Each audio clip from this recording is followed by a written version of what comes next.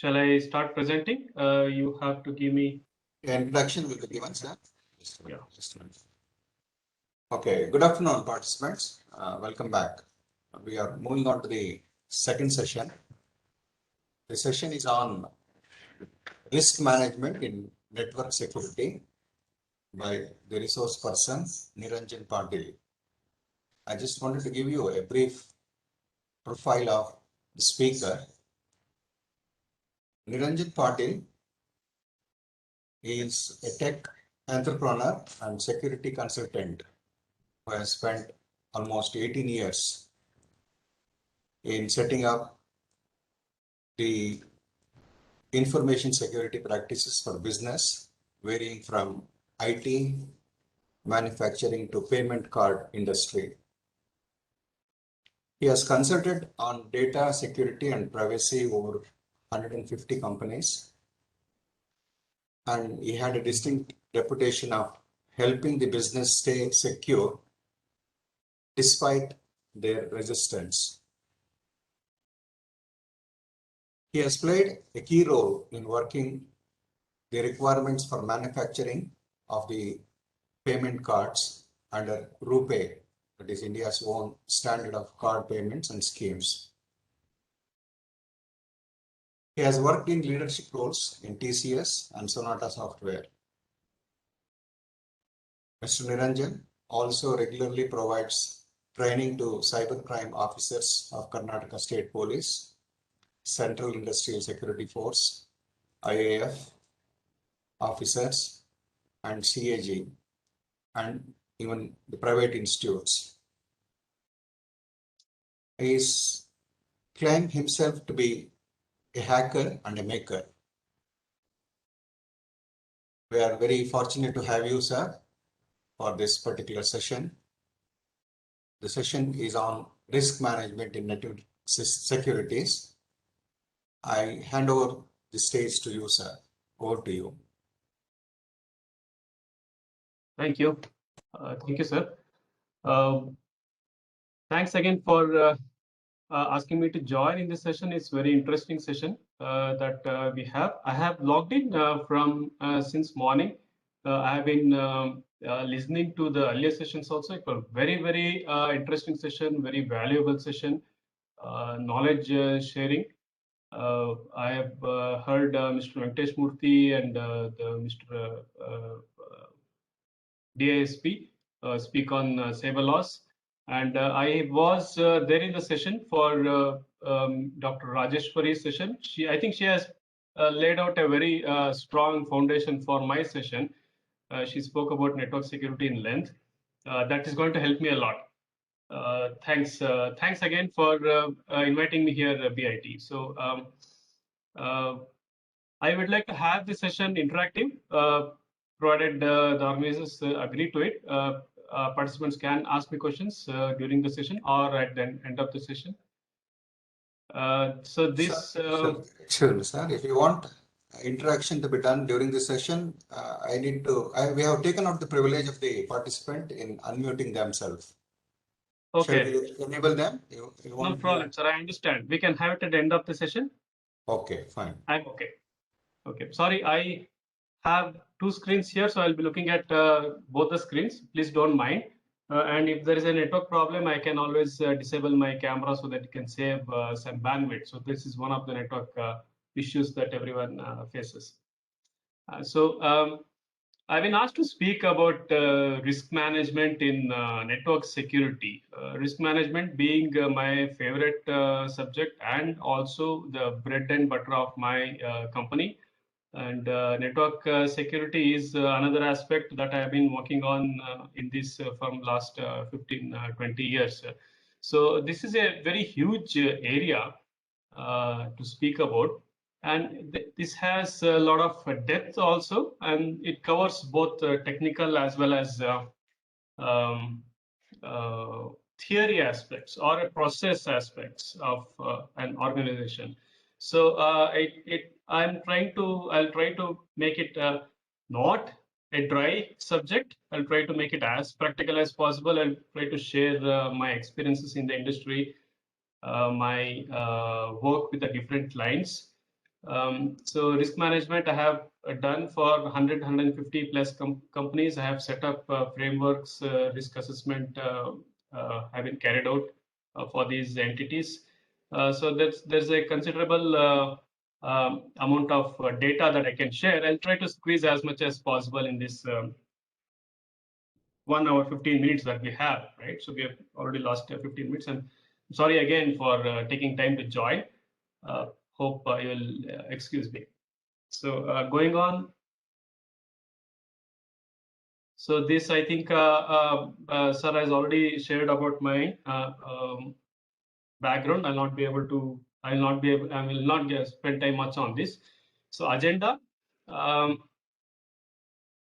To understand risk management, we will have to understand a bit of information security. I'll very briefly touch about information security in this aspect.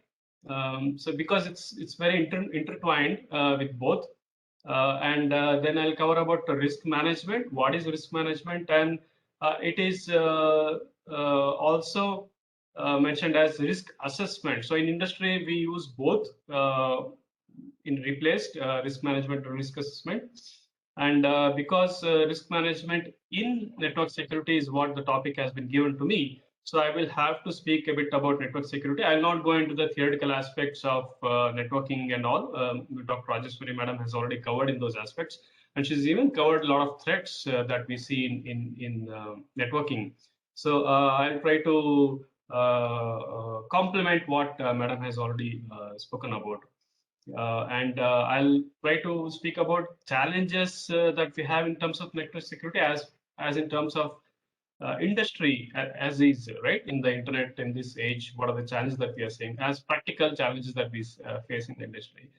And I'll speak about trends in threats and risks. So how the threats have changed over the years, over the decades, right? What we were trying to protect 10 years ago, the threat is no longer the threat now, right? There's a completely new age of attacks happening, completely new age of threats coming up in the industry. So we have to appraise ourselves about those threats and risks. Like Sir Device Sir mentioned, there are a lot of new kind of crimes happening, cyber crimes happening. So the law enforcement have to keep up with those crimes. They have to understand where these crimes are happening. So similarly here, we'll have to understand what are the threats and risks are happening. And we'll look at how to calculate risks, how to treat risk, right? And what are some methodologies and frameworks of risk management. So I hope to cover these things here. So brief about information security. Information security, like I said, it's a foundation of any IT infrastructure, any production mechanism, any compliance, any security mechanisms. And as is, it is also very important for any risk management framework. Okay, our entire risk management is. Hope you're all able to see the screen. If not, do let me know. I'm trying to change the slides. I would like to see you. I would like you to see the same slide what I'm seeing. So let me know if you're not able to see those slides. I'll try to see, or if I'll try to disable the camera. Okay. So it is information security is the foundation of any risk management program. I am emphasizing here as any because that's important. I'll talk about that a bit later. Whenever we do risk assessment or risk management, it's always centering around information security. Okay, so security of information, what it is, it's also called as data security, information security, computer security, cyber security. So they are all replaceable to a large extent, right? So it's a practice of preventing unauthorized access, use, disclosure, disruption, modification, inspection, recording, or destruction of information. Okay, so this is in a nutshell information security. I'm not going to deep in about information security, but this is very important for the audience to know about. So I understand the audience is all very eminent faculty of very named institutions across India. So there is no need to go into the dwell into the understanding of data security and information here. So this is just a touch upon my topic. So, and information can be regardless of any form of data, right? It's electronic or physical. So when we talk about say data security, network security, or cyber security, it's not just that electronic data that we're trying to protect. Okay, it's also physical data. So an network security breach can result in a theft of physical data also. Okay, we'll always have to keep that in mind, right? So about risk management, this looks like a very, like I mentioned about, it looks like a very dry subject. It is not. Okay, it's very interesting subject. It gets you insights of how an entity works, how a government works. So risk management can be applied to anything, any entity, right? It can be applied to commercial establishment, enterprises, business, even government institutes, defenses, right? Defense institute, defense agencies, law enforcement agencies. Uh, government institute. So it can be applied to any entity, right? So managing of risks, obviously, a verbatim translation of this is managing of risks. So what areas are we cover? Business, control, finance. So we develop a strategy, right? So there is again a yeah, we talk about it covers the entire enterprise, right? It's not just it covers some network router or it just covers some server, right? It's not that it covers only the cloud, right? It's not that it covers only the certain IT aspect, system administrator, right? So it covers the entire aspect of every department or a function of an entity, right? Be it finance entity, financial, government, enterprise, private business, or defense, right? Okay. So what is the fundamental of risk management? What it is about, right? What is, I mean, apart from the verbatim explanation of risk management, what exactly it is? Risk management is the process of identifying, assessing, right? We identify something. We'll see what we identify, and we assess something, and we control. So what are we doing these three for? Threats. Okay. Risk management is identifying a threat, assessing a threat, okay, and controlling a threat. Okay, so when I say identify, what threats are occurring to me, right? For example, if an individual, what is valuable to me? Probably a mobile, my laptop, my documents, my papers, my money, of course, right? And so I always identify threats to me and threat to my life also when I'm on street. So I always constantly identifying threats to my life, right? When I'm crossing a street, I'll look at left and right and see if there is any vehicle coming. So it might hurt me, right? If it hits me, it's going to hurt me. So everybody is actually doing this risk management in individual capacity. Every day, then when you wake up, every day, then when you go out on the street, every day that you start working for your company, for your department, for your organization, you're always doing risk management.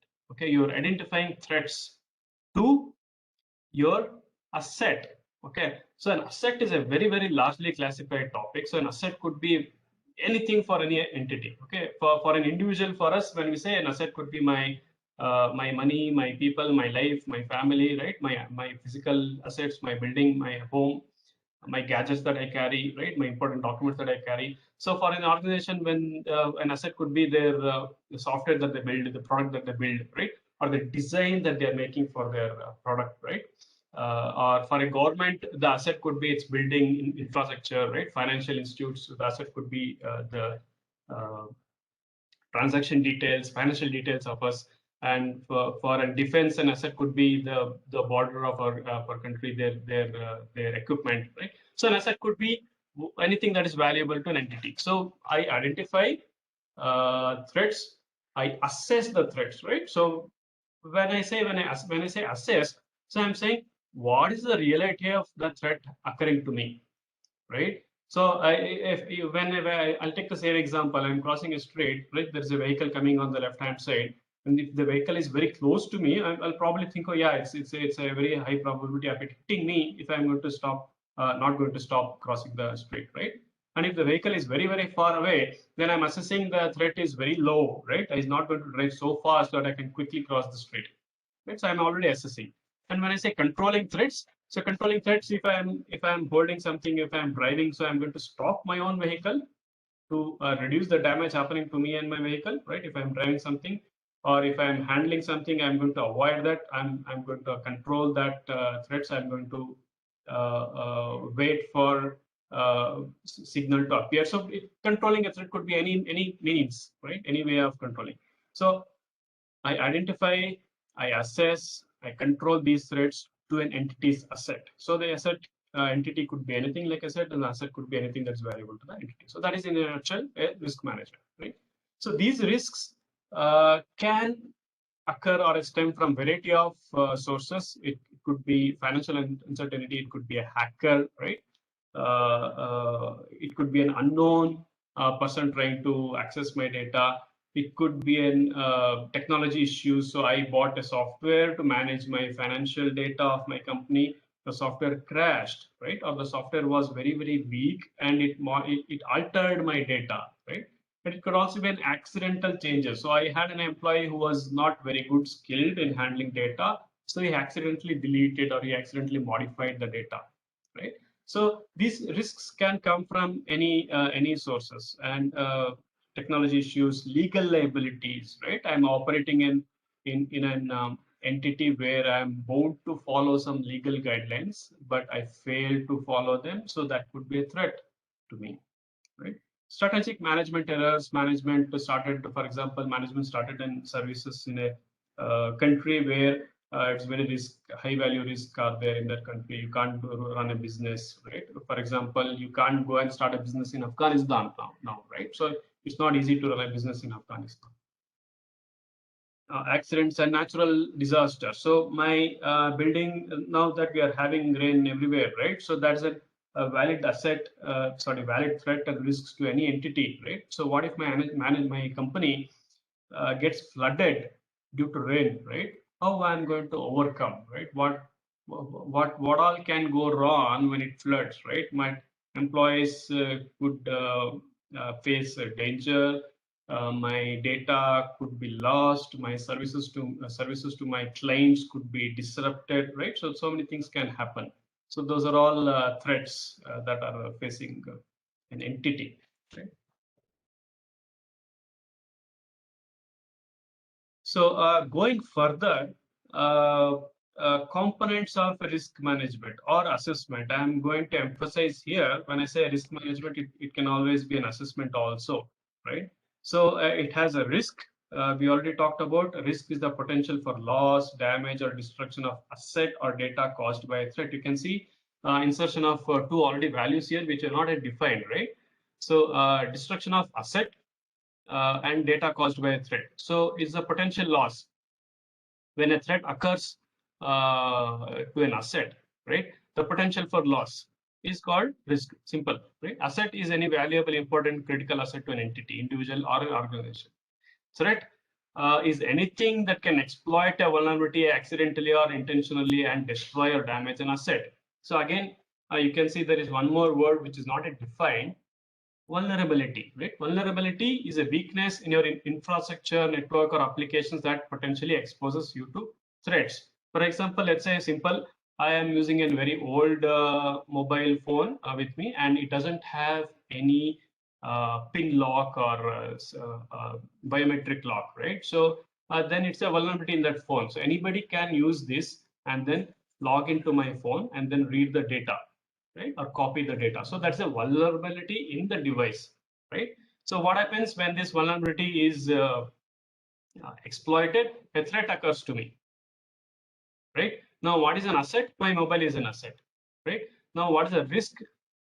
The potential for loss or damage. So what is the risk to me if an antisocial element or if an criminal gets a hold of my mobile device, which doesn't have any pin lock or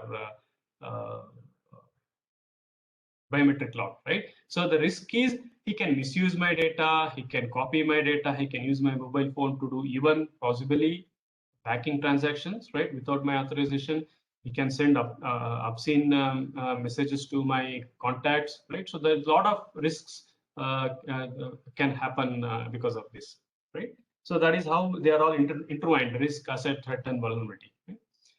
Okay, so I'm not going to detail in depth of these theoretical aspects of this, but I'll just quickly cover these areas. So impact. Now, what is impact? It's a consequence or effects of a risk event. So what is the impact on me, right? If the risk is that someone misusing my mobile, but what is the impact on me? So if some antisocial element as a criminal gets hand on my an insecure mobile device, what is the impact? I might lose my money from my bank account. If he is a smart criminal, he might steal money from my bank accounts using my mobile device, right? So that is the impact.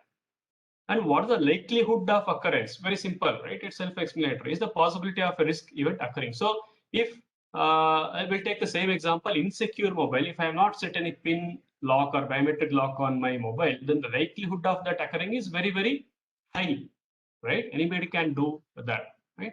But again, if I have set proper PIN lock or biometric lock on my mobile device, then the likelihood of occurrence of that threat, right, is very, very low.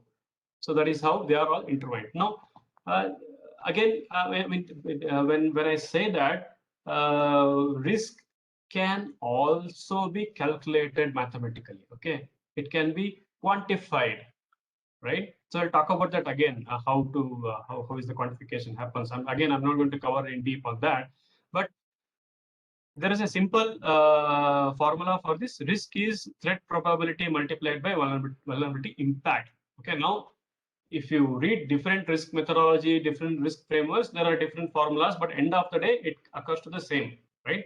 So threat, what is the probability of threat occurring and what is the impact of vulnerability? Simple, right? So you give some values to this and then you get a value of the risk. And I'll touch upon these things later. But basically, it's the same formula. So if you have read say different framework, they might have had different formula, but again, end of the day, I'm going to get the same result. Right? They might say threat into multiplied by vulnerability multiplied by probability. Right? So they might have a different formula for that. But this is the gist of it.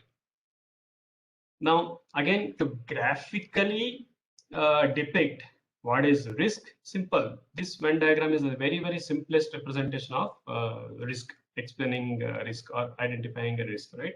Is the I mean mixture of threat, asset, and vulnerability. When all of these things occur at a point, then that is called as a risk. This is very simple. It's a very popular Venn diagram. You can identify it everywhere. It's available everywhere. So when I talk about risk management, of course, it has a structure, it has a methodology.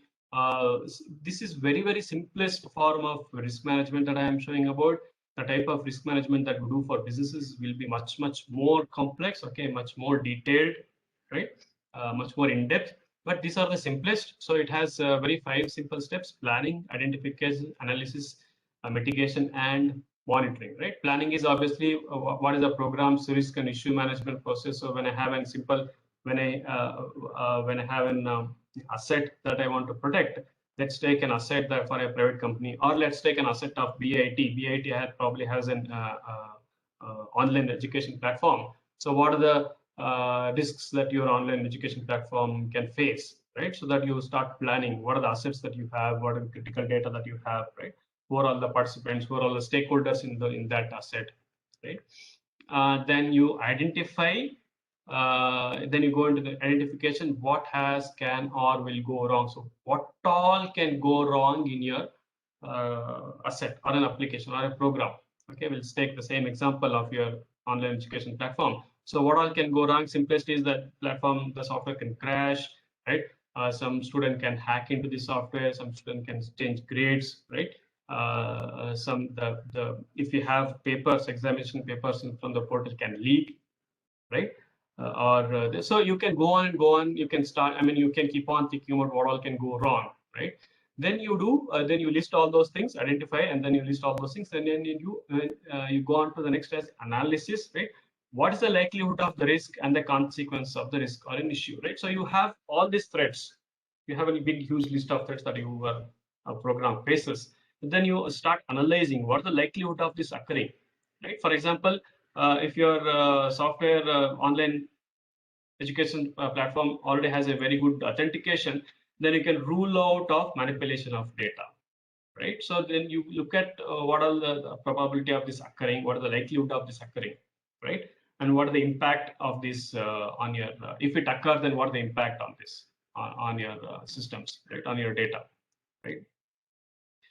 Then you come out as these are all the possible risks and threats to your program. Then you look at mitigation or correction, right? So how do I correct it, right? So that is the fourth step. Then fifth is monitoring. So once I have these 4 steps done, then the fifth is I'll continue to monitor, right? So this is my application. I'll probably redo the risk assessment again. I'll keep on covering that same thing. So if anything has gone wrong, if my application is slowing down, or if my authentication is failing, students are complaining, teachers are complaining, faculty is complaining, means so something wrong is happening. So for that, to avoid that, you start monitoring. So this is a very simplest form of risk management.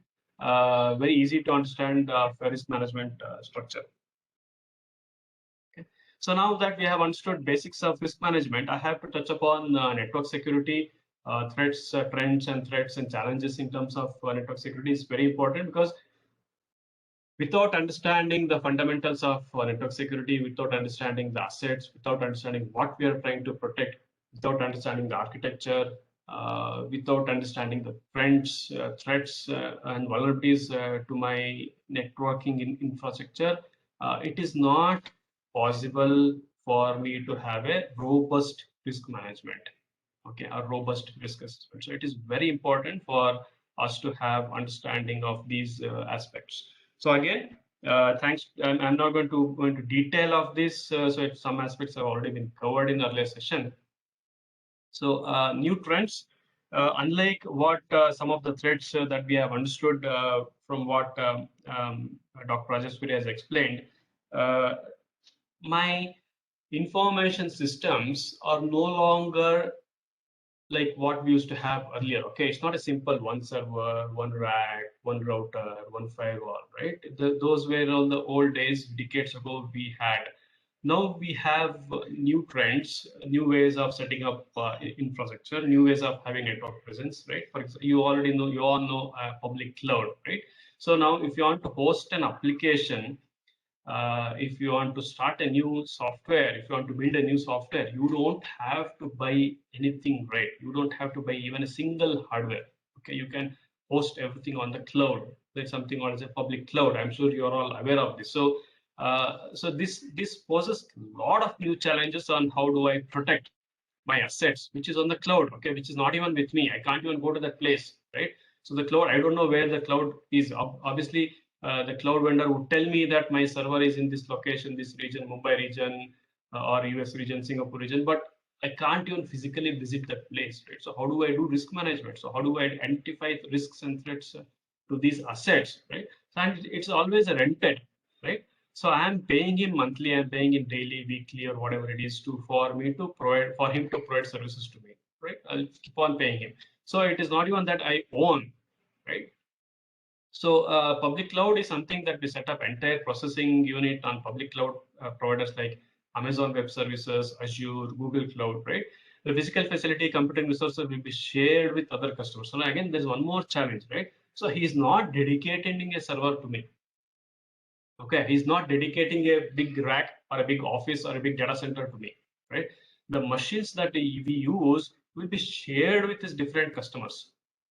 Okay, so now new challenges to me, right? So there is another customer who is also using the same server that I am using, right? I don't know who are all those customers. He could be one of my competitor, right? So what are the risks to my systems, my data there, right? So that is obviously posing new challenges to me. Then again, there are ways to set up private cloud, set up a confined processing unit within one or a third party premises. So there is a possible of private cloud where you own everything, but still it will be in a third party premises, right? And there is something called as a cloud services, software as a service, platform as a service, infrastructure as a service, managed services. So again, I don't buy when I go for a SaaS model. I don't buy anything new server, new service, new application, or new software. I'm using that software as is.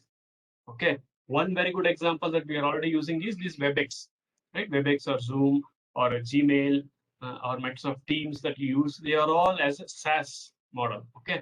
That application software is as is, and I'm using a portion of it to run my business or my needs. Right? That is the SaaS. So now, if when I'm doing this, I don't even know what is in the back end of this, right? So how do I assess risks and threats to this? So that again, these new trends poses new challenges, right?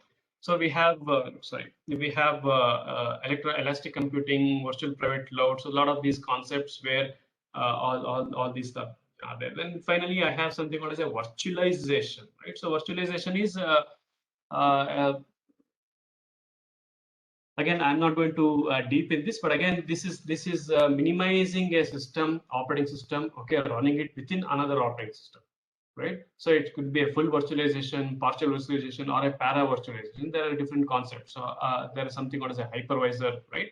Server virtualization. So instead of 5 servers, you club all of them and put it into one server, right? It's called server virtualization. Now then there's end user desktop computing virtualization. So what happens is the desktops that I use, the laptop that I use, need not be physical laptop that I have. Okay, it could be a simple screen and keyboard. It could be a thin client, and the cloud side, I'll be accessing a virtualized desktop. Okay, so physically all desktops will be somewhere on the cloud and some virtualized software in some data center. So all users will be using something client to access those systems, right? So that is in virtualization.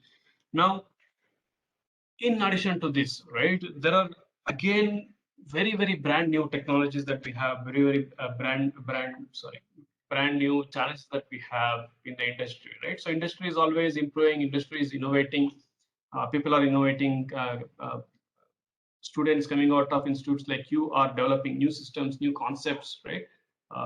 They're innovating new things. So there are a lot of ways to improve your system, right? And there is again something called as a serverless architecture. Okay, so for example, if you want to host some web server, you don't have to buy a web server, you don't have to build a web server, right? You don't have to build a database. So you will get a serverless architecture. You don't even see there is a server at the backend. Okay, there will be a simple web page where you log in and access the data. So this is called a serverless architecture. So when there is a serverless architecture, how do I assess threats to this, right? So what are the vulnerabilities that he has? So what operating system is using? He's using very latest operating system. He's using old operating system, right?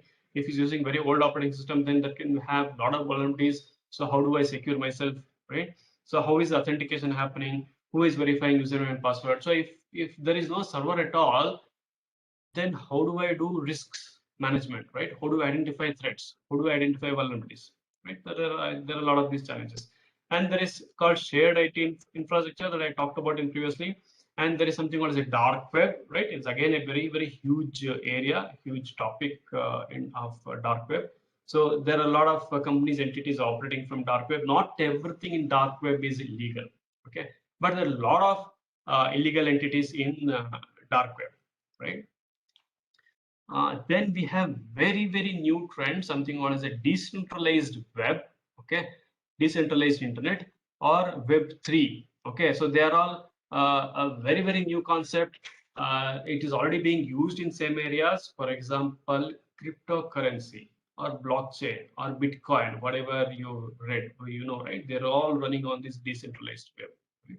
So when your attackers are on decentralized web, or when your application is on decentralized web, so how do you secure them, right? How do you do risk management? How do you can't traditionally do you can't traditionally use your traditional methods to do risk management for those things, right? Then again, finally, we have custom encryption methods. Again, this complementary to Web3. So for example, blockchain uses its own encryption algorithms and its own methodology. So again, those are again challenges for us. Okay. So hope I'm clear on this. Now, we talked about infrastructure, we talked about cloud, we talked about challenges and threats. Now, within network, so traditionally we had very simple connectivity. Two servers would connect using cables, right? And two offices would connect using copper cables again, or in some aspects, fiber cables, right? Again, in copper, there are different ways of twisted pair. So there is different architectures of, so traditionally, those are the ways how two entities were being connected. So primarily it was all cable wired, right? So now even in networking, okay, basics networking, core networking, right, distributed networking, there are different concepts and different things have done. These are things are not in the conception stage, okay, they are already being used by companies for years, right? Whatever I'm talking about network communications and new trends here. So there is something called as a networking virtualization. So in virtualization, you might have seen a switch or you might have seen a router. So in virtualization, there is no physical device at all. everything is happening in memory, in process. Okay, routing, switching, firewall, everything is in processor, in CPU, right? They're all software programs, algorithms. So there is no physical hardware at all, right? And we have something called as the SDN, software defined networks. So it is dynamic, scalable, fully managed network. And again, they're all run by algorithms, right? So when you have a cloud, when you have virtualized servers, so then there is no need of having physical switches, right? When all servers are there in one single machine, then I also virtualize my switch, or I also virtualize my router in that server, right? So my all algorithms of switching, routing is happening in the CPU itself. So there is no physical device somewhere, right? Then we have VPNs, virtual private networks. So VPNs are very commonly used nowadays. Even individuals are using VPNs, site-to-site tunnels, private VPN, IPsec. Dr. Rajesh talked about IPsec, OpenVPN, SSL VPN. So a VPN creates a virtual tunnel between two entities so that the data going over that is secure, right? Then we have, of course, uh, we have wireless data transfer. So we have till few years ago, wireless was very limited. We had 2G, 3G networks, very limited 2G, 3G connectivity. 2 decades ago, we had almost zero uh, presence, right? Very rare presence of wireless connectivity. Uh, Now we have each and every device that we have is wireless connected. Okay, like I not just my laptop and mobile, my TV is wirelessly connected.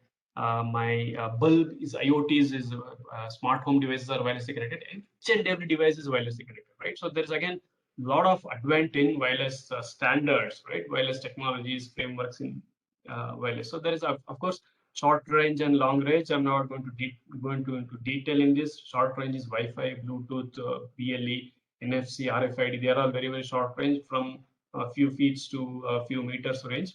Right? Then we have long range, we have RF, we have VSAT. Okay, we have something called as a LoRa WAN. Okay, then we have wireless WAN, GSM. So there are a lot of different range of communication. So again, new communication standard comes, then it creates new threats to us, right? And it generates new risk to us. So there's a new risk to my data, to my asset, to my company, to my individual, or to my entity, right? Individual users.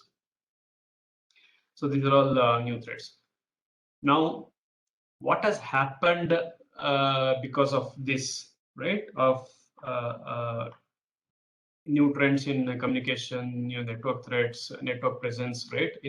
Because of this, the entire aspects of attacks, right, and risks and threats has completely changed. Okay, there's a 180-degree shift in how systems are attacked, how systems are compromised, how systems are damaged, right, how data is stolen, right, how data theft happens, right.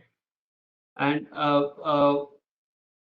so in earlier days, we used to assume that attacker or a criminal or a hacker is some individual sitting in a remote under basement of some house in some remote place, right? And trying to break an encryption algorithm or break a software to hack. Now it's no longer the case. Of course, those kind of hackers are still there, but largely it has all changed. Okay, now criminal cyber attacks, right? Hacking, compromise, theft has been industrialized, okay, and automated. There are so many websites on the internet that are selling these services, okay. So they sell you hacking tools, they sell you for hacking services, you just have to pay them, right? So you say, see, this is my competitor and he's launching his product next week, so make sure his servers are always down for the entire week, so don't even allow him to launch his product, right? So you pay some huge money to some attacker, criminal organization, so they will use their own cache of systems, bots to attack your competitors' systems and make sure his servers are down, right? Or they launch DDoS, denial of service attack, distributed denial of service attack, or data theft or manipulation. So and then make sure that his systems are affected. Okay, so it's all industrialized, and there are companies who offer cashback. I'm sorry, who offer guarantee of services, right? And it's automated, so you don't even have to speak to somebody, right? You open their website, criminal website, of course, they're all criminal activity. Okay, I'm not proposing that they're all legal things. They're all criminal activity, criminal websites run by criminals, and some of them are in dark web. They're not easily accessible, and they're all automated. Okay, so you log into their website, you pay them some money either through dollars or even Bitcoin, cryptocurrency, and then tell them who is the target, and the attack happens automatically. So you're not even speaking to any individual. Okay, it's all automated. Okay. And cyber attacks are borderless, inconsiderate, and imminent. Okay, this is very, very important. Cyber attack are borderless. Of course, we know attacker could be sitting anywhere. He could be sitting in China, Ukraine, Russia, even in US, UK. Okay, it's not that hackers are always coming from China and Russia. Okay, they are also coming from US, UK, European countries, even in India. He could be sitting next door to me, right? He could be sitting anywhere. They are always borderless. Okay, and they are inconsiderate. They don't look at if you're a poor person, you are a small company, it's a hard-earned money, or even they don't even look at if they're affecting people's health or lives. Okay, there are criminals who have attacked hospitals and caused death of patients because the systems failed to function. Okay, it has been on record. There are some news coverages. You can search for it. You will find there have been some ransomware attacks. There have been some other DDoS attacks where this hospital system failed, and due to this, it has severely hurt patients' health, or even in the worst case, people have lost their lives. Okay, so they are very, very inconsiderate. Okay, and it is imminent. It's not that you launched your company today and people are going to hack you in 3 months or 6 months or 1 year. They might even attack you just even tomorrow immediately. Okay, it's not that you're going to wait. Okay, and it's ever-changing technology, innovation, tools, avenues, and systems. Of course, there's a lot of new innovation happening. It's helping us a lot. Okay, it's helping companies to build super fast, super easy systems, right? Very, very convenient systems, software products. And in the same way, when these products are helping us, it's also helping criminals, okay, to improve their skill set, to improve their toolkit, right? To improve their methodology, also to make things faster. They can attack faster, easier, and they can also always stay anonymous, right?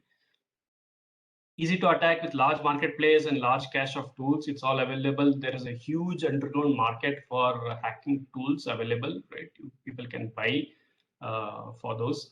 The advent of more devices and systems than people, digitization, globalization, expansion. So people nowadays normally have, each and everybody have their own mobiles, right?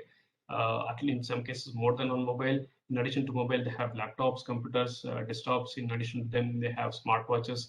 In addition to that, they have smart TVs, right? And smart bulbs, smart home, right? So there are a lot of devices that I'm using, and I'm expanding my attack surface for people. Okay, so this attack surface is very, very interesting concept for any network security guy who wants to study network security.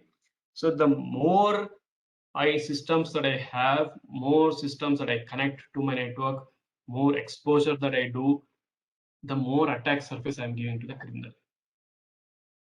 Okay, so for him or her, it becomes easier to attack, right?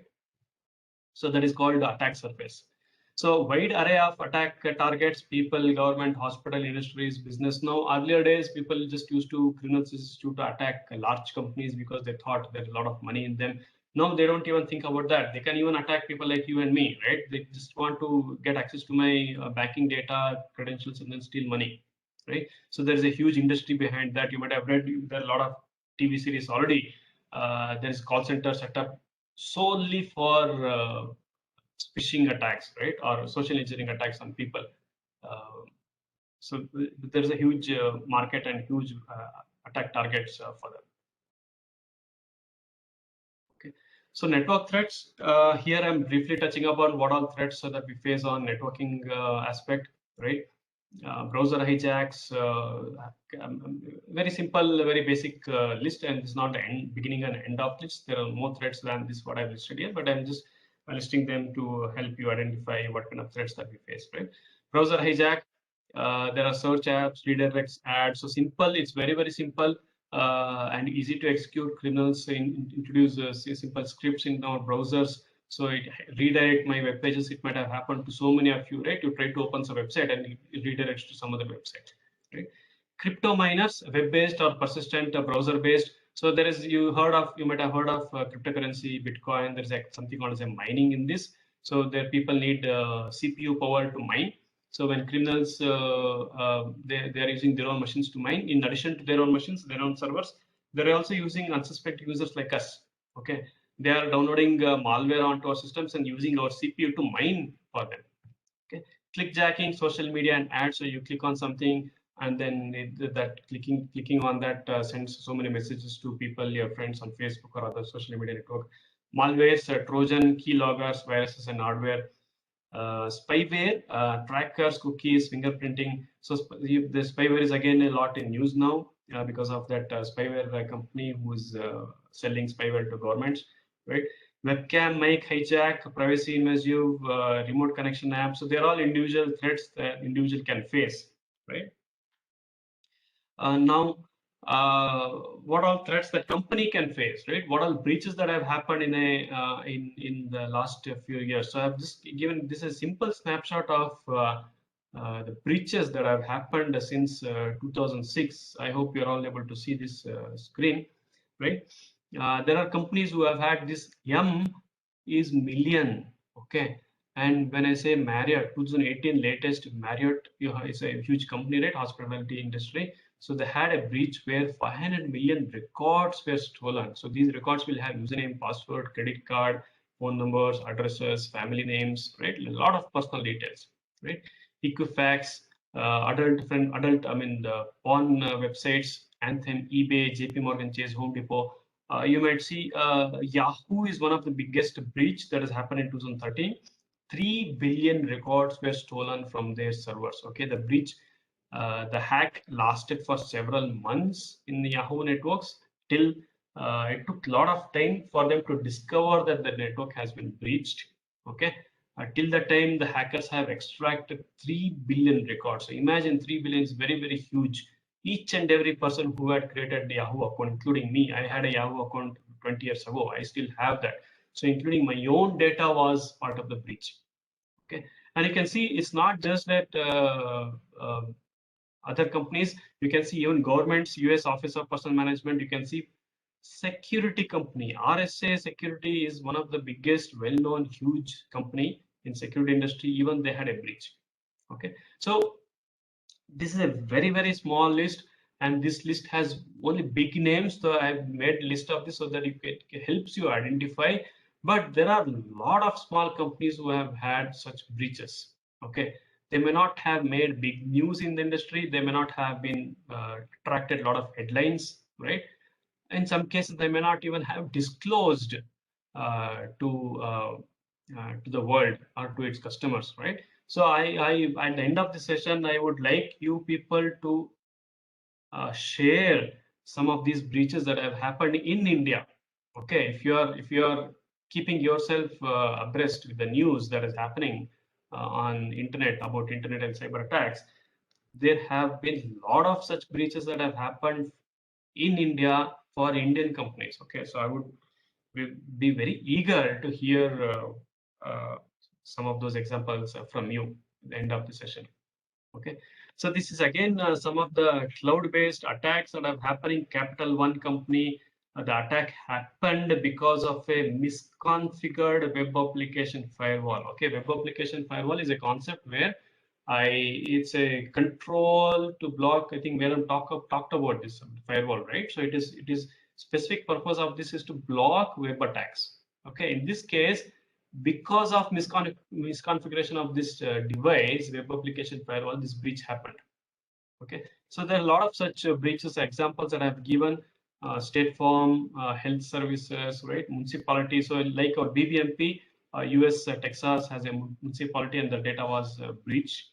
Okay, and Imperva is another security company where they had a breach. So this is an example of what are the trends in attacks that are happening across the internet, right? So now I hope I have given sufficient foundation for networking security, trends and attacks that have happened, challenges that we have in terms of network security. I'm not going to I'm not trying to paint you a bleak picture of how bad our internet is, but I'm also trying to tell you how interesting it is, how competitive it has become, how innovative it has become, right? There are a lot of new trends that are helping us. Again, it's not that each and every company that goes online, that gets established, a new business comes up, that they get hacked. Okay, it's not that every company that will get hacked, right? So, but it's important for us to understand if we are in this domain, if we are in this industry, risk management, risk assessment, network security, then it's a burden for us to know about these things. Okay, you can't work or you can't function in this domain without knowing these things.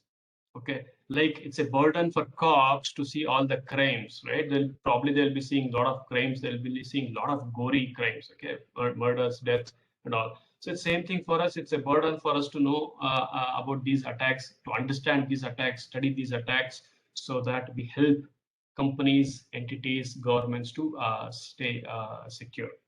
Okay, so do let me know, organizers, if I'm crossing the time limit. I think, yeah, we have time, right?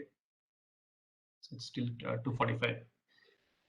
Okay, so I hope I've given you sufficient background of network security, sufficient foundation on network security, so that we can move on to risk management approaches. So what I talked about risk management earlier. It's a very, very basic fundamentals of risk management or risk assessment. What are the aspects of risk management? Threat, risk, vulnerability, likelihood, impact. Okay, some terminologies you don't have to remember them by word, but it will help you to form a proper foundation. Okay. So now that we have a good foundation on risk management and network security, let's move on to risk management approach. So there are lots of frameworks and methodology in risk management. Okay, there are a lot of entities that have developed these guidelines, frameworks. A lot of institutes, academia have developed. Carnegie Mellon University has developed a framework. NIST has developed a framework. ISO has developed a framework, right? So there are a lot of entities, people, academics from institutes like you have teamed up, and then industry experts, government experts have teamed up and developed a framework. So I'm just going to list some of very, very popular, commonly used frameworks that we have practically that we are using in with my clients, right? So these things. And of course, apart from these frameworks, there are people who have developed their own. Okay, there's nothing wrong in developing your own framework if you're good at it. If you have the bandwidth, if you have the time and resources, you can always develop. People, there are companies, places, people where they have built their own framework. Okay, so yeah, so before moving on to these different frameworks, fundamentally, there are two ways of risk management. Okay, qualitative and quantitative. Okay, so it's a very self-explanatory. Qualitative is something that I rate a risk. Okay, probability of the threat of occurring. So it's always that you don't see. For example, when people uh, okay, when people ask you how bad is the weather in Bangalore, or how bad is the traffic in Bangalore, you don't say one between 1 to 10, 7 is the quality of traffic in Bangalore, right? You say some qualitative responses. You always give, yeah, it's very bad, it's pretty bad, it's good now. Okay, it's horrible traffic in Bangalore. So it's a qualitative, right? And quantitative is again giving a number to it. Right, so quantitative, I mean, I don't have to explain the fundamentals of it. You might already know it. So same way, like we give quantitative, we give numbers to our assessments that we get in our colleges and in education institutes. So we give a number, right? So it's a quantitative. Similarly, in risk management, there are two different approaches. Okay, there is one school of thought, one set of people who say that no, I'm going to rate all risks between 1 to 10 or 1 to 5. Okay, risk number 5 is very high, 1 is very low, right? Impact 5 is very high, 1 is very low. So there are people who always say that I'm going to rate it quantitative. Okay, and people there is another set of people who always say no, it's very number, I can't give number to it, so I'm going to use qualitative. Okay, I'm going to use words. adverbs to describe them, right? So I'm saying it's extremely high, critical, right? Severe risk. So I'm going to use adjectives for risk management. So now that we have understood, now there are different frameworks and methodology and standards and guidelines. So one of the most popular is OCTAVE. OCTAVE is operationally critical threat asset and vulnerability evaluation. It's defined risk-based strategy assessment and planning technique. So it's a pretty complex technique methodology that is, I think, developed by CMU, Carnegie Mellon University. So, and there is a watered down version of OCTAVE published by them. So we always use this watered down version of OCTAVE with all my clients and customers in my businesses. And it gives a very solid framework for us to assess risks. Those 5 steps I showed you, right, in the beginning. So it gives a very proper structure and framework for me to do a risk assessment or risk management in an organization. Right? COSO is the Committee of Sponsoring Organization, is another framework implementing and evaluating. And there's an NIST, you heard of NIST, right? National Institute of Standards and Technology. It's a US Department of Commerce entity. So they have something called as a RMF, risk management framework. And we have, of course, we have an ISO standard. So we all know ISO, International Organization for Standardization. They have a guideline. Their standard is numbered 31,000, okay, and version 2018. So you might have heard ISO standard, ISO 9000, there live different standards, right? So similar to that, 31,000 is another framework. Now again, 31,000 is not a standard. You don't get certified against 31,000, but it's a guideline. Okay. Then finally, we have something known as a business impact analysis. So BIA is done across organization in different entities for different purposes. It can be done separately or can be done with along with any of these frameworks, right? So now these are all very basic. Now there are a lot of other frameworks, methodologies, and guidelines available on the internet, available in the different entities, institutes. You can always adopt and use whatever that you like, right, which is appropriate to you. But this is very basic. This is a basic introduction of different frameworks. Right. So in qualitative matrix, so here, of course, it's a simple again depiction of threat occurring, right?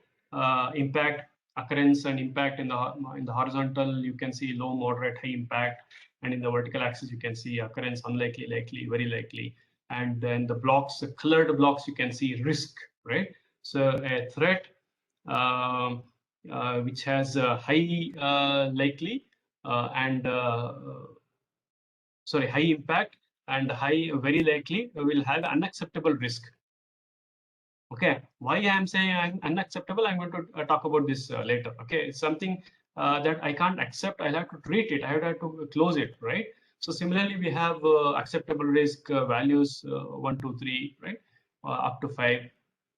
So we have a different rating. It's a very, very simple depiction of risk matrix. Okay, so then again, we have something called as a calculation, right? So we have severity of the risk and impact of the risk. So based on that, we give from 0, 1, 2, 3, 4, 5 rating. So this is a quantitative calculation, right? Based on severity and impact. And we have something called as a CVSS, Common Vulnerability Scoring System. So each and every vulnerability that is discovered for hundreds of thousands of softwares and applications, there is a score given to that. Obviously, this is a quantitative, right? So the score ranges from 0.1 to 10.0. So 10.0 being very, very high. So for example, let's say Google has released a press note saying that, I'm giving an example, okay?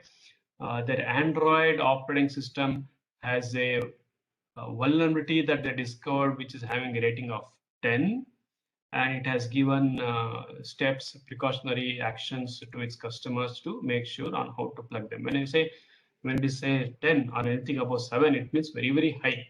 So if there is such a vulnerability discovered in any software or a program, that means that this software or a program can be compromised very easily. Okay, the hacker need not take elaborate steps or elaborate actions to compromise or hack in the system. It means it's very, very easy, okay, to hack a system, right? So this is an example of quantitative rating. Okay, so we use both Okay, so now again, you can ask me why both, right? Because in this in real world, I can't stick to one. Okay, I cannot always stick to qualitative. I cannot always stick to quantitative. So I use both, combination of both. So I have vulnerabilities always rated using CVSS. I have risks and threats rated using qualitative. Okay, for example, same I'll take same example. So use Android operating system or use Microsoft Windows. So they will have vulnerabilities being rated using CVSS rating, right? So they will have numbers. Then I have other risk, right? So for example, I will sit with you when I'm doing risk assessment with you or risk management with you.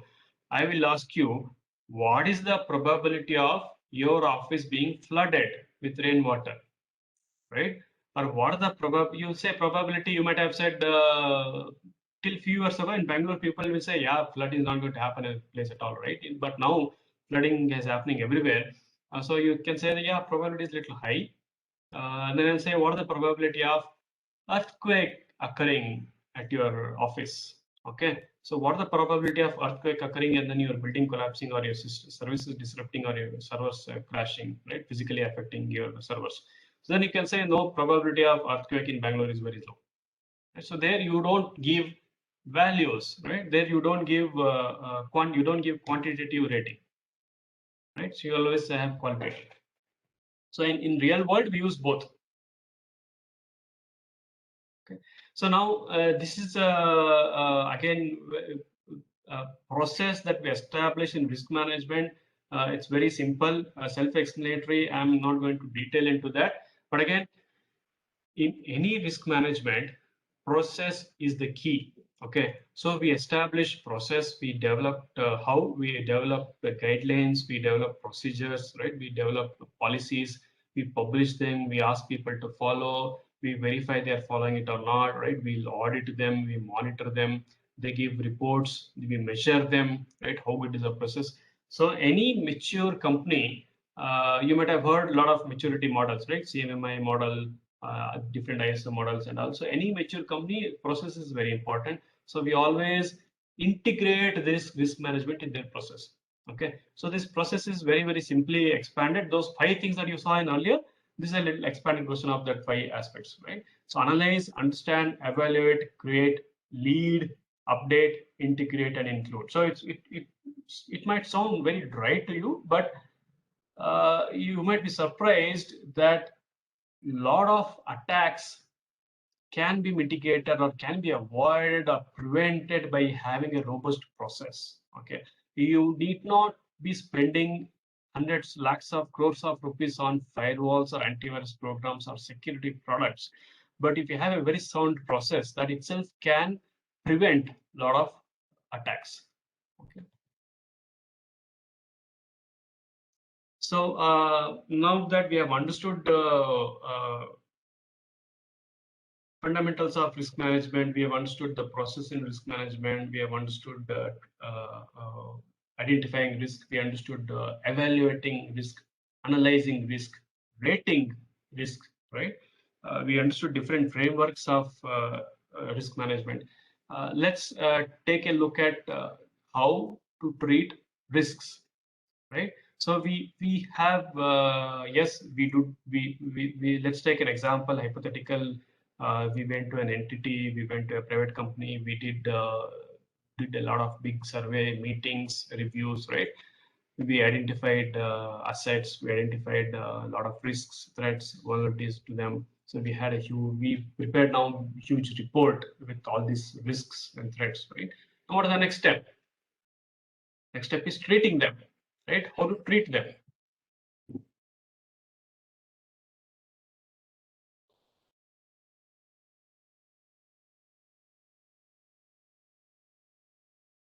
Now, when we take risk management, we cover risk management across all functions of an organization. Okay, it could be IT, network, server, software, physical, HR, cryptography, application development, software testing, human resources, physical security. So we cover all areas, aspects of an organization.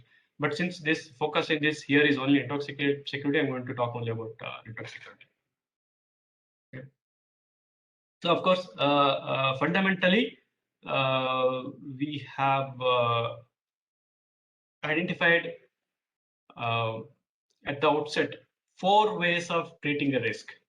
Okay, simplest form, 4 ways. Of course, you might find a new way for your own organization or for your own model or your own framework, but fundamentally all of them comes down to these 4 ways of treating risk. Okay, so you have a risk. It could be any type of risk. Okay, let's come back to that later. Now you have a risk. Now there are different ways to treat this risk, right? One is avoid. Simplest, right? It's very easy. We always follow that everywhere, right? Our parents, we do that, our children do that, right? So there is I have a problem, I have an issue. So how to address that issue? Easiest is avoid that. Okay. So I'll give an example and then tell you why it is also why it's a proper way. It's one of the way in that we use in organization. Okay. It's eliminate or withdraw, right? Next is mitigate, that is you reduce, right? Next is transfer, right? And then accept. Okay, simplest 4 ways of treating risk. Okay, let's take an example now. Avoid, right? Let's take a risk, right? You're driving on a street on your two-wheeler. It's a midnight and you encounter an area where you heard there's a lot of trouble in the area. It's not safe to drive in that area in the evening or night. So that poses a risk, right? There's a threat, physical threat driving in that area, which poses a risk. What is the likelihood? Likelihood is also very high. You are single driving alone on your two-wheeler in that area. The likelihood of a threat occurring to you is very high. So you do a mental assessment within your mind, right? Quickly. You don't even take a pen, paper, and then start writing, right? We always do it quickly in our mental assessment. So we do assess these risks, and then I avoid, right? I avoid going there. Right? I take a detour. I take a different route, right? So you think this is the best solution in that scenario, right? So that this is what we do in our businesses also. Really, trust me, we always this is one of the good solutions that we have. So, for example, my management thinks of starting a business in one of the uh, Saudi Arabia companies, right? UAE countries, right? For example, not UAE, probably let's say Afghanistan. So we always think, yeah, the risk is very high. There is no proper government. Now Taliban has taken over of that country. So let's avoid starting a business there, right? So that's a very good way of treating that risk. Right? Now next is mitigate. Mitigate is you reduction of that risk. See, for example, let's take back an example of same having no PIN on my mobile, right? So I never thought of setting a PIN on my mobile, but my friend comes and say, hey boss, you should have proper PIN on your mobile or a biometric lock on your mobile. If not, then people can misuse, they can steal data, they can steal money. Then it comes to me, yes, it's a good point. So then start enabling PIN or biometric authentication. That is reducing, right, or mitigating, right? So that is a very good example of mitigating. Now next is transferring. So now what are the good example for transferring? For example, let's say it's very good example of transferring is medical insurance, right? So you have a lot of risks in health wise. Now that's a very good example. Now there is a COVID disease going everywhere. New variations are coming up, right? So now there is a risk. There is a real risk of we getting infected, right? Now what I do, of course, I have vaccines and all, but still I go ahead and then buy a health insurance for me and my family, right? So that it doesn't affect me. If I don't have money, how do I treat myself, right? So I buy health insurance and I transfer this to my insurance company. Okay, so by paying them premium, so they're going to say you pay me 10,000 premium every year. I'm going to cover you for 3 lakhs or 5 lakhs, right? So I'm transferring that risk to them, right? Next is accept. Acceptance is like I have this problem. Yes, I can't do anything about this, right? So I'll deal with it, right? See, we can give hundreds of different examples here, but again, this is very self-explanatory here. So there are some risks that I can't avoid, I can't treat, I can't transfer, right? So I accept it as is, and then go and lead with my life. So same thing occurs for businesses also. Even large enterprises use one of these 4 methods of treating risk. Okay. So now that is about risk treatment. I talked about controls. Now, how do we implement these risks technical controls? Now, before I go into details of technical controls in network security, we always talk about defense in depth, okay, or security in layers, right? So if there is an Madam talked about a lot of threats, ARP attack, spoofing attack, DDoS attack, right? In network level attacks that she explained in detail. So those kind of attacks, when you want to implement controls to mitigate the threat, okay, mitigate the risk, right? So I don't only implement controls at one layer. Okay, we implement controls at all layers, right? Either it's data, application, network, platform. So when I talk about, for example, there is an like Madam said, internet-based attacks, DDoS attacks, or TCP SYN attacks, or ERP attacks. So it's not enough for me to implement a firewall at network layer. Okay, so nowadays it's not sufficient. There are attack tools which have firewall evasion methods. Okay, they evade firewalls. Okay, so apart from firewall, I also implement attack at application layer. Okay, software layer also. Okay, so then I implement controls at application, and then I go and implement a data layer also. Right, even at data level also I'm implementing controls. So now, like we talked about new trends and challenges in attacks happening, we also have to improve our methods of controls, okay, security controls. So we always call it as a defense in depth or security in layers, because we implement controls at all layers. For example, it's not that I'll take the same example of my mobile. When my friend finds that I don't have any pin or biometric lock on my mobile, I cannot say that, boss, I'm not going to have any lock. I'm always going to keep very safe in my hand, in my pocket, or in my backpack. Okay, I'm not going to lose my mobile. So that is a physical protection, physical control of security. So I'm making sure my mobile device, which is safe with me all the time.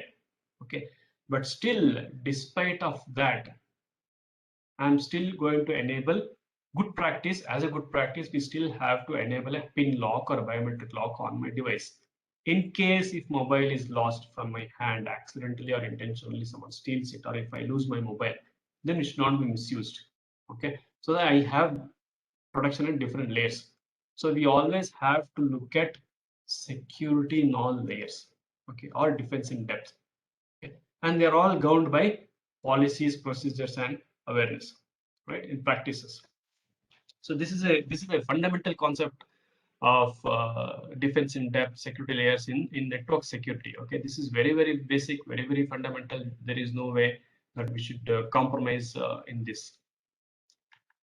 Okay, now that we have understood this defense in depth, now how do I implement this defense in depth, right? So which way? So this is a simple graphical depiction of process that we implement for defense in depth for network security based out of risk management. When I do risk management, when I identify threats, when I have likelihood, when I have impact, right? Then I start implementing these things, right? One good example is access control. I implement access control at the first layer. It's a process of restricting access to the data by minimizing access to extent required. So you access control is you don't allow someone unauthorized person, right? Next, identification involves confirming identity of the user. So every user will have identity. For example, in your department, in your institute, every user might have a unique username, right? So everyone will have a unique username, either your employee name or email ID or some other identity. Right? So that is identification. Now I have authentication. It implies verifying the credentials identified while accessing the network. So along with identification, then I give some authentication, right? I give my password. So when I log in with my identification authentication, then application authorizes me, right? Using this thing, authenticates me using these things. Next is I have authorization is succeeds authentication. Okay, it refers to the process of providing authentication to access specific data. So now that I have authenticated, right, do you really have access to this data? Just because, for example, let's take the same education portal in your institute, right? Just because you are in faculty, right, you have a proper username and password, it doesn't mean that you should have access to a data which doesn't belong to your department. Okay, you are a computer science faculty, you might not have access to a civil department's data. right? That is authorization. So even after authentication, I still have to authorize you. So are you authorized to access this data, right?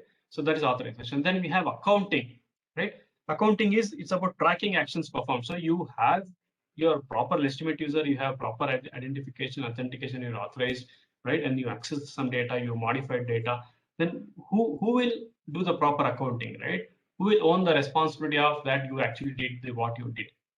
Then that is called as accounting. So we have this log created for these activity. Okay. So in industrial term, we call this as AAA, authentication, authorization, and accounting. So AAA is a fundamental foundation of any session management or authorization, identity management in any application or any software. So all large softwares products built in the internet in this domain in the business will have this AAA properly implemented. Okay, you cannot compromise on this AAA. Okay, authentication, authorization, and accounting.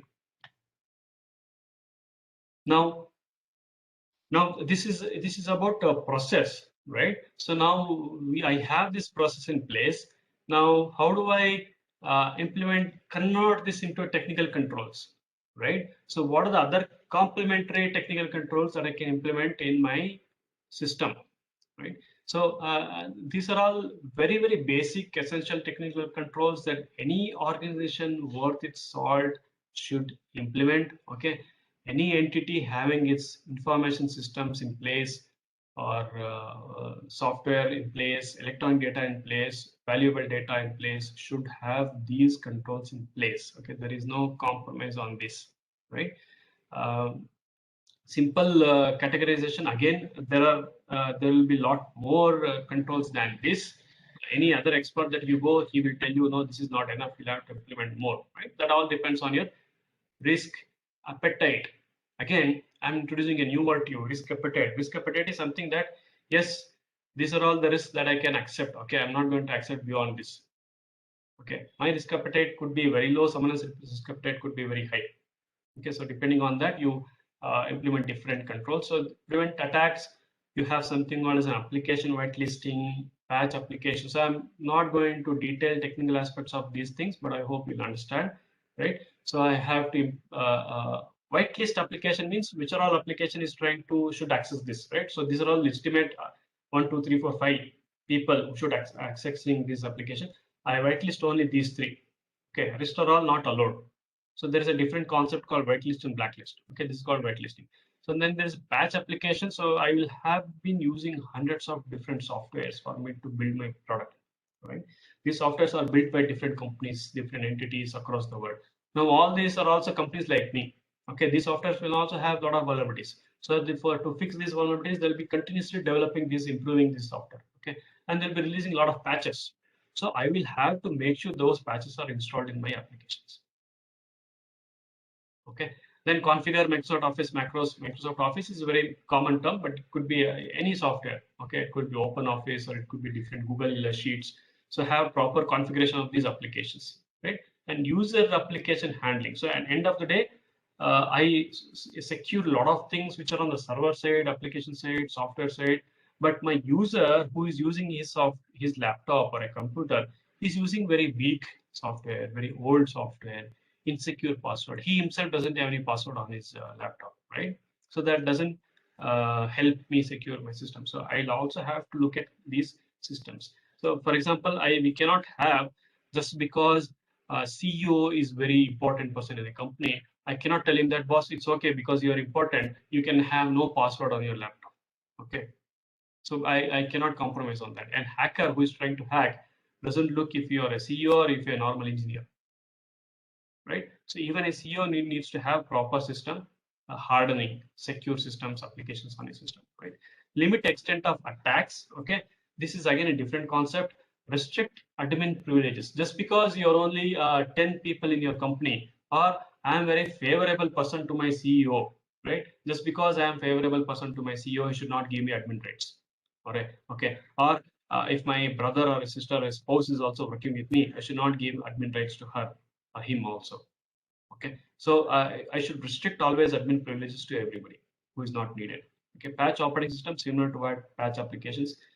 multi-factor authentication is very, very important. This has become ubiquitous now these days, right? Because nowadays we have learned that we cannot trust password, right? We cannot trust users. Users will inadvertently use weak password, okay, and they will always leak password. They will lose password, okay. So we have understood after spending 2-3 decades, 20-30 years in this domain, we have understood that security industry has understood that password is not sufficient. Okay, we need to have multi-factor authentication. So you have a password, you have a username, you have a password, then you have multi-factor. Multi-factor is the two-factor authentication or OTP, which is all popularly known, right? So in so many different applications, banking and all, always after entering username and password, you always receive an OTP on your mobile, right? So that is nothing but a multi-factor authentication. So any application now which is having critical data in its systems should always have multi-factor authentication. Okay, so that is one of the control. Now, third is very last item is very interesting. It recovers data and system availability. Now, despite of all these things, right? My systems might get hacked. My data might get stolen. I might get ransomware, right? My ransomware can attack me and then encrypt all my data and then demand ransom, some number of bitcoins to decrypt my data. So despite of all these controls, if my system gets attacked, then how do I recover myself? By using backups. Okay, so I should always have a proper backup to my systems. I should, if there is one set of data, I should create an exact copy of this and then store it in some other location, in some other system. Okay, that is called as a backup. Creating a backup and storing on the same system is not called as a backup. Okay, I have to create a backup and store it in a different system, so that I should always have. Okay, despite of how big or small a company or how smart that you are, or is despite of how many $1 million that you have spent in buying security products, you should always have backup. Okay, so you might have read so many news of ransomware attacks, right? Companies suffering by ransomware attacks. Those are all the companies who have not had backup. Okay, because their data was encrypted by this ransomware malware, and then they are demanding ransomware. If they had a backup, they could have ignored this ransomware and restored from their existing backup. Okay, those are all the companies who have never had proper backup. Okay, hope I am clear. So now this is again, don't want to go into detail of this. This is a simple framework. Again, it might appear complex to you, but it's a very simple. You can see I am going in depth, right? From this slide, treating to technical controls, to process, to essential controls here, right? So if you have noticed, I'm going fine tuning each and every aspect, right? Because that is what is network security is about. Okay, network security is about securing each and every aspect, each and every node, each and every packet, okay, in my network, right? So this is again a little more one level further down, okay, talking about framework which you can deploy at organization level, right? So this is basic and foundation level and organization level, talking about same thing: inventory of control hardware assets, continuous vulnerability management, administrative privileges, secure configuration, okay, maintenance monitoring, and the foundation level, email and web application, malware defense. So there are different controls that you need to implement at different levels. Okay, so there, even though they are numbered only 20, okay, this can be further drilled down when we are actually doing risk management in organization. This 20 will be drilled down and further split into probably 200 or 300 controls.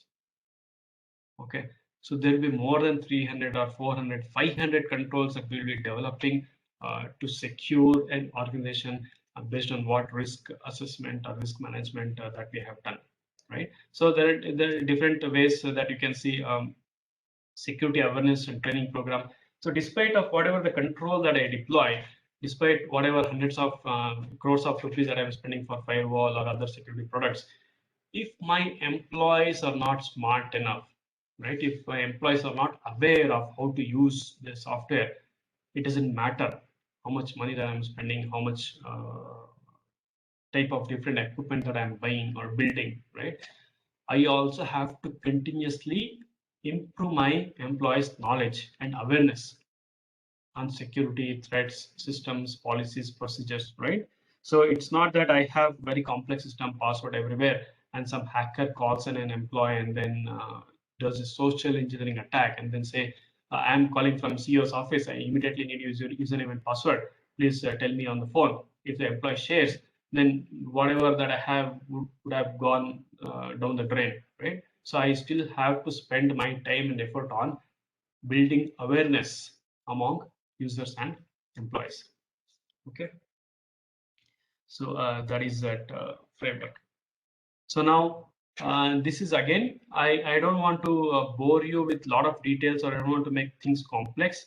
This is a simple risk treatment in a cloud environment. Why I'm emphasizing cloud? Because almost all of our application nowadays, many companies are moving to cloud.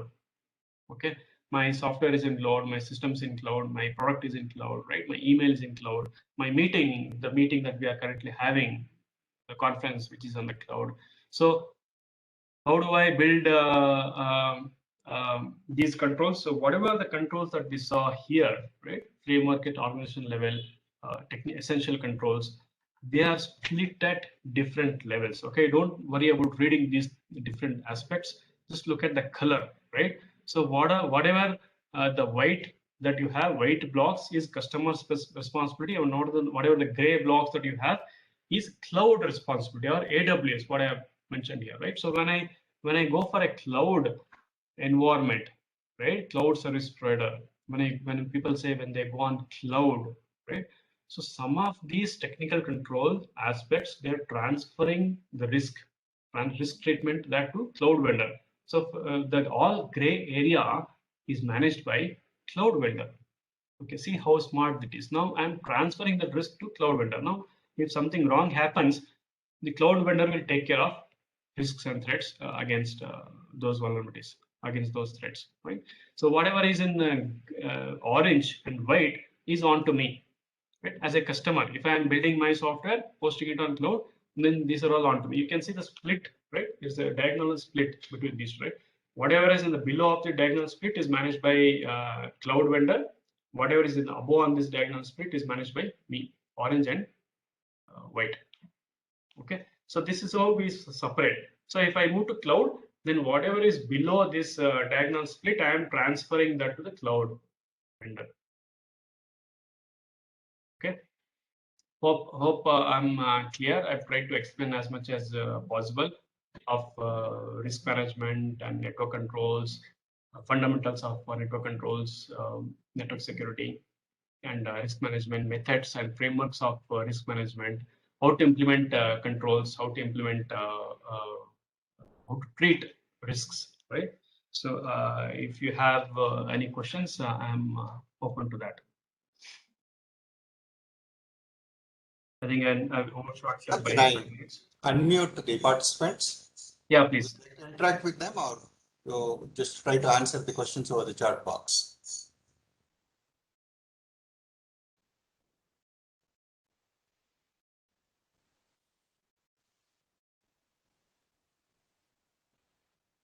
Hello. Yeah, any questions, anybody?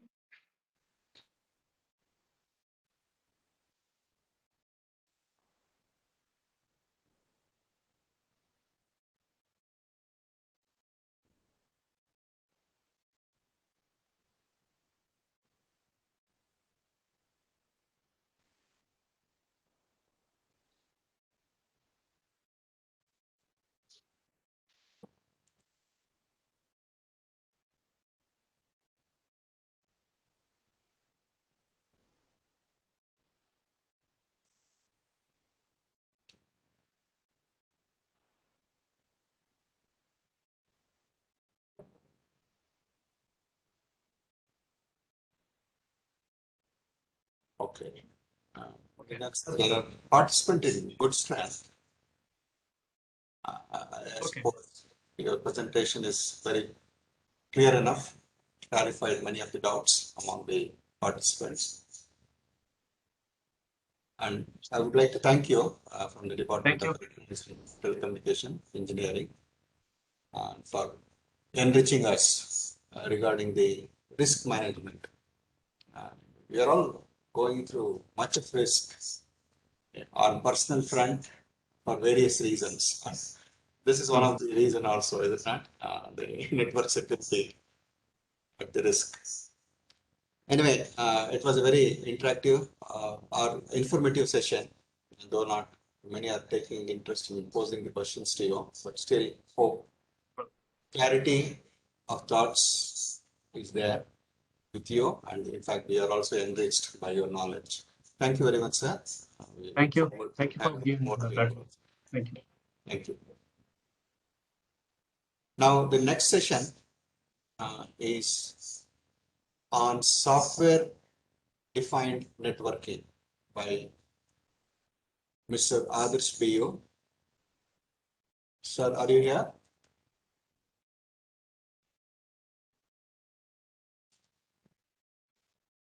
Okay. I think we shall have a 5 minutes break in between, and we'll have the session starting in another 5 minutes. I'm going to close this link at the end of every session because there are some queries put in the chat box as well as in the WhatsApp group to share the attendance link. We are going to generate the attendance. It is auto generated through the WebEx portal itself. And for that, you need to log in to the sessions. If you are logged in, your attendance is marked. I'm going to close the meeting now and again reopen it in another 5 minutes. This is because of the reason of generating the reports for every session. Right? Hopefully you understand. There is a requirement as by the ISTE as well as the AICTE to generate a report in every session. And we are trying to make a report of it in closing the meeting. The meeting will open again in another 5 minutes.